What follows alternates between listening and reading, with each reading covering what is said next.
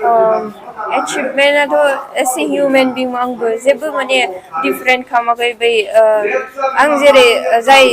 मानसिफोरा जेसेबां माने साक्सेस जादों आंबो बिसोरनिफ्राय जेसेबां एडभाइस मोनबोदों बा बिसोरखौ जेब्लायबो फल' खालामबोदों जोंहा गोबां गेदेर गेदेर दादामोन आब'मोन दङ जोंनि बर'नि गेजेरावबो आं बिसोरनि माखासे खोथाफोरखौबो जेब्लायबो फल' खालामबोयोमोन आरोना बिनि उनावहाय नैबे मोनसे कम्पिटिटिभ एग्जामखौ जेब्ला क्रेक खालामनांगौ होनोब्ला नों जेब्लायबो कनसिसटेन्सिया थाथारनांगोन आरो नों हार्डवार्कआथ' डेफिनेटलि खालामनांगोन बिनि उनावहाय नोङो मा होनो जेब्लायबो नोङो माने नोंनि एमखौ साननानै ब्रेनखौ ट्रेन खालामनांगोन जे जाहाथे आंनि ब्रेना बिनि फारसे पजिटिभ खामानिखौ जेब्लायबो मावलांबाय थायो बिनि उनावहाय बेखौनो बुंनो सानो उफेरा गियान होननानै बुङोब्ला जोङो सानफ्रोमबो क्लासावथ' जोङो 9 to 3 बिदिया क्लासाव थायो फोरोंगिरिफोरजों थायो बावहाय जोङो माखासे डेफिनेटलि मोनो जों उफेरा गियानखौबो बाट जोङो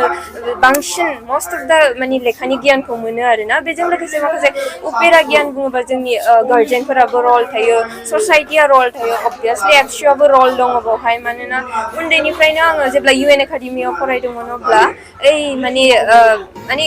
माबा फेलिसिटेसन प्रग्राम बा माबा मोनसे प्रग्राम जुथुमनानै माने मोजां भाइब्स होनो जेब्लाबो एबसुआ नाजाबोदों बावहाय जोंखौ सारमोना लांबाय थायोमोन बेनिफ्राय आङो बैफोर सारमोननिफ्राय एसे एसे साफ्रोमबो जेसेबां आं लाइफआव जेसेबां मानसि लोगो मोनदों बेनिफ्राय माने मोनसे मोजां उफेरा गियानखौ पिकआप खालामनो जेब्लायबो नाजायो आरो आङो बेखौ जेब्लायबो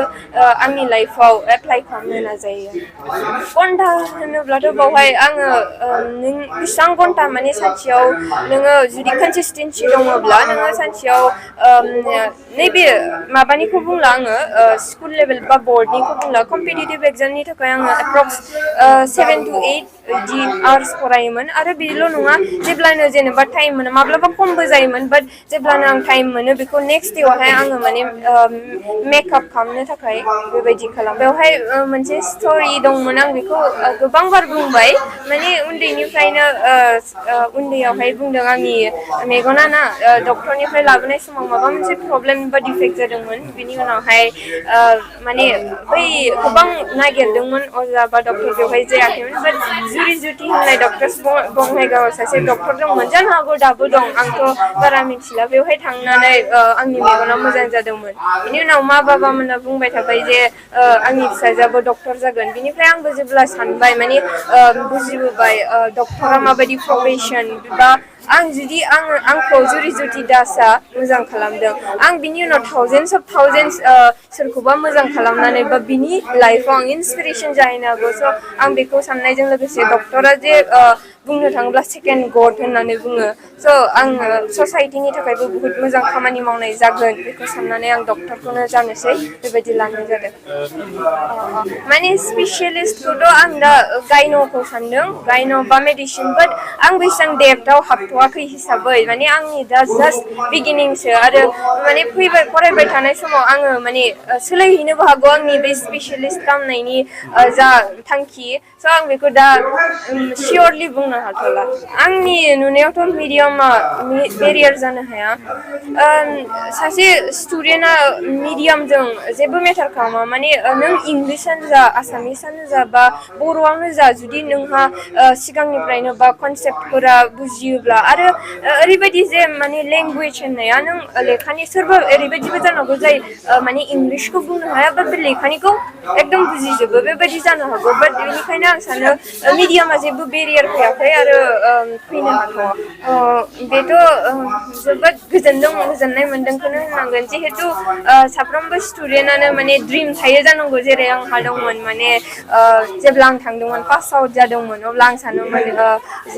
जेरैखि जाया 5 इयार्सआनो जा 10 इयार्सआनो जा सानसे आं माबा मोनसे मोजां खामानि मावनानै बे स्कुलाव फेलिसिटेसन खालामजाफिनबावगोन बेबायदि मोनसे एम दंमोन स' डेफिनेटलि दिनैहाय आंनि थाखाय स्पेसियेलि फेलिसिटेसन प्रग्राम खालामनानै जिहेतु आंखौ बरायदों बिनि थाखाय आं माने बुहुत गोजोननाय मोनदों बे दिनैनि नैबे जा आं एचिभमेन्ट खालामदों बावहायथ' गासिबो फोरोंगिरिनि जेसेबां नलेज उन्दैनिफ्राय होबोदों बेनि मोनसे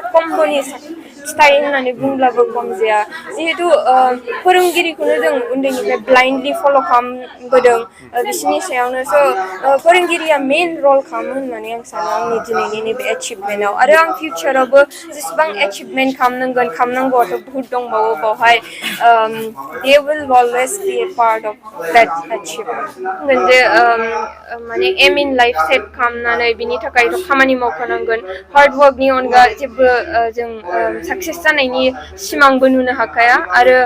जेब्लायबो कनसिस्टेन्सि डिटारमिनेसन डेडिकेसन डिजायारा थाबाय थानांगोन आरो लास्टाव मा होनो फेलियरजों अबभियासलि सानसे फेस खालामनांगौ जानो हागौ and failure is a part of success स' नों फेलियरखौ जेब्ला फेस खालामो अब्ला साननाङा दि बेनो आंनि जोबथा बा आंजोंनो मानो इसेबां गाज्रि जायो बिदि नङा फेलियरखौ जेब्ला नों फेस खालामगोन अब्लासो साक्सेसनि फिथाइया बेसे गोदै बेखौ मिथिगोन बेजों लोगोसे लास्टाव नेभार गिभ आप आं बेखौनो मेसेजखौ होनो सानो दिनै इउएन एकाडेमिया 2010 आव गायसनजेननानै जेनाखि जोंनि गिबिसिन मेट्रिक होनानै उथ्रिसारनो हानाय जुरिना बसुमतारिया नैबे इउएन एकाडेमियाव फरायनानैनो दिनै MBBS फरायनो थाखाय सेलेक्ट जाबाय बिनि थाखाय जोङो इउएन एकाडेमि फेमिलि जानानै इउएन एकाडेमि रुनिकाटानि फेमिलि जानानै बिथांनिसिम जोबोद साबायखर बावदों आरो बिथांनि लाइफआ इयुनाव साक्सेसफुल जाहैथों होननानै जोङो इउएन एकाडेमि फेमिलिनिफ्राय बेस्ट उइसेस हरदों दिनै बर' मिडियामाव बिथाङा फरायनानै सासे MBBS आव जे एडमिसन मोनबाय बेयो जोंनि थाखाय जोबोद गोग्गाथाव आरो जोंनि समाज बा जोंनि गेजेरावनो मोनसे एग्जाम्पल दा बर' मिडियामाव फरायनायनि बिबाङा जोबोद खम जालांबाय थादों दा बेफोरखौ नुनानै जोङो मोनसे आसा खालामदों बर' मिडियामाव फरायनाय स्टुडेन्टसफ्राबो बांलांबाय थागोन होननानै दिनै क्लियार मेसेजआ बेनो नैबे इउएन एकाडेमिनि मेन टारगेटआनो जाहैबाय नैबे ओनसोलाव जोंनि सोलोंथायारि जेनाखि आबहावा बे सोलोंथायारि आबहावाखौ जोङो मोजां खालामनाय बे ओनसोलाव सिगां जों नायोमोनबा नैबे इउएन एकाडेमि रुनिकाटानि रिजाल्टनि सिगाङाव जों नायोमोनबा जोबोद गाज्रिमोन जेब्लानिफ्राय नैबे इउएन एकाडेमिनि रिजाल्टआ फैनाया स्टार्ट जाबाय अब्लानिफ्रायनो नैबे ओनसोलनि जेनाखि पास जानायनि हार आरो फार्स्ट डिभिजननि जेनाखि मोनसे अनजिमा बियो बांबोबाय थानो हमदों आरो बिनिनो रिजाल्टआव जोङो दिनै MBBS सासे मोनजेनबाय आरो जोङो फैबाय थानाय समफोराव जोंनि गेजेराव IAS IPS ACS इन्जिनियार जोङो गुबुन बिथिङाव साक्सेसफुल स्टुडेन्टस मोननो हागोन होननानै जोङो मिजिंथिदों